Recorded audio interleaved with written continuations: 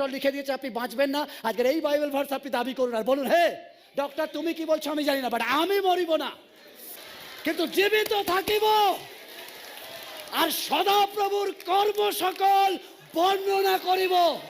আমি হসপিটালে আছি, আমি মরিব না, আমি উঠব আর একদিন চার্চে দাঁড়িয়ে টেস্টিমনি দেব। তার পাওয়ার ঈশ্বরের বাক্যে রয়েছে। আমি মরিব না। যখন 2010 আমার কিডনি খারাপ হয়ে যায়, সবাই বলেছে মরে যাব, বাট থ্যাংক ইউ, ঈশ্বরের বাক্য পরে আমার কাছে এটা উদ্ভাসিত হয়েছে, সেই সময় হয়নি। না না না না, আমি বলেছি প্রভু যদি মরি এত তাড়াতাড়ি, বাট যদি তোমার ইচ্ছা হয় সিদ্ধ হোক।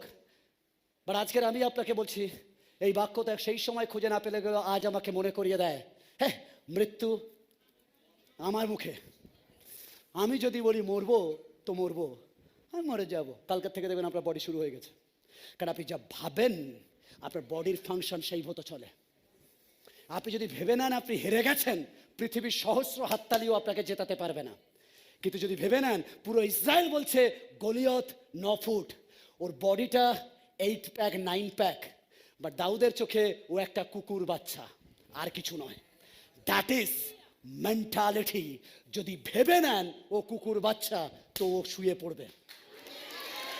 Hallelujah, hallelujah.